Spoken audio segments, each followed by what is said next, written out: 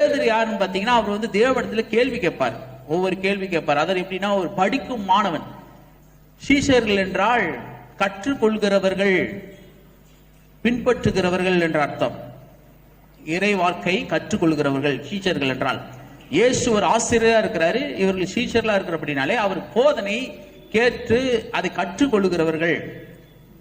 அப்போஸ்தலர்கள் என்றால் அனுப்பப்படுகிறவர்கள், ஒரு நோக்கத்துக்காக பிரித்தெடுக்கப்பட்டவர்கள், தெரிந்து கொள்ளப்பட்டவர்கள், அனுப்பப்படுகிறவர்கள், அழைக்கப்பட்டவர்கள், அதாவது அத்தாரிட்டியோட அதிகாரத்தோடு அனுப்பப்படுகிறவர்கள் அப்படின்னு அர்த்தம் அப்போஸ்தலர்கள் என்றால். அப்ப முதல் அவர்களுக்கு சீஷர்களா தெரிந்து கொள்றார். இந்த வசனத்தை வாசிக்கிறோம், அவர் தாமுடைய சீஷர்களை வரவழைத்துன்னு வாசிக்கிறோம். அப்பனா என்னன்னா, சீஷர்கள் என்றால் ஏராளமான பேர்கள் இருந்தார்கள். முதல் 12 சீஷர்களை ஆண்டவர் தெரிந்து கொள்கிறார். பிறகு 70 பேர் தெரிந்து கொள்கிறார். அதுக்கப்புறம் நிறைய சீஷர்கள் அவருக்கு இருக்கிறாங்க. ஏராளமான சீஷர்கள் இயேசுவுக்கு இருந்தார்கள்.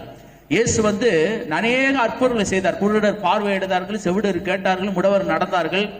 இப்படி ஏராளமான அற்புதம் செய்தது மாத்திரமல்ல, போதித்தது மாத்திரமல்ல, அவர் ஜனங்களுக்கு உதவி செய்தார். திக்கற்ற பிள்ளைகள், விதவைகள், அவர்களெல்லாம் ஆண்டவர் விசாரித்தார். அவர்கள் சமைத்து ஜனங்களுக்கெல்லாம் சமைத்து போடுற அளவுக்கு ஆண்டவர் வந்து அவ்வளவு இதுவா இருக்கிறார். அற்புதம் செய்து ஜனங்களை வழி நடத்தல. அதாவது ஒரு இடத்துல மட்டும் தான் அற்புதம் செய்யறாரு. என்ன அற்புதம்? 2 இடத்துல செய்யறாரு. கானா ஊர்ல அற்புதம் செய்யறாரு, திருமணத்துல. அதே மாதிரி 2 அப்பமும் 5 வச்சு 5000 பேர் போச்சுக்கிறார். அல்லேலூயா.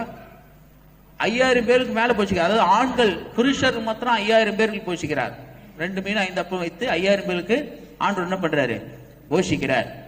அந்த அற்புதம் வந்து ஏதோ அநேக அற்புதங்களை செஞ்சு அவர் அவங்களுக்கு பசி ஆட்டல.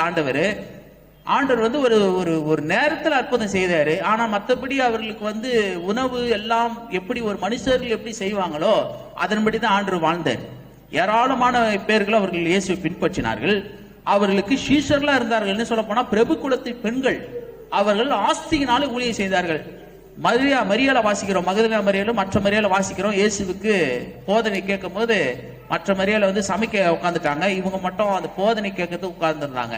அப்ப சமைக்கிறதுக்கு ஆள் இருக்கிறாங்க. அல்லேலூயா. அநேக பெண்கள் சமைத்தார்கள்.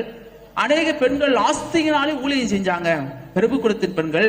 இன்னும் சொல்ல போனால் அநேக பிரபுக்களும் பணக்காரர்களும் இயேசுவை பின்பற்றினார்கள் அந்த காலத்துல. இன்னும் சொல்ல போனால் இயேசு மரித்த பிறகு அவருடைய சரீரத்தை வாங்கறதுக்கு எல்லாம் பயந்தாங்க. சீஷர்கள் ஒளிந்துகிட்டு இருந்தாங்க, பயந்துட்டு இருந்தாங்க.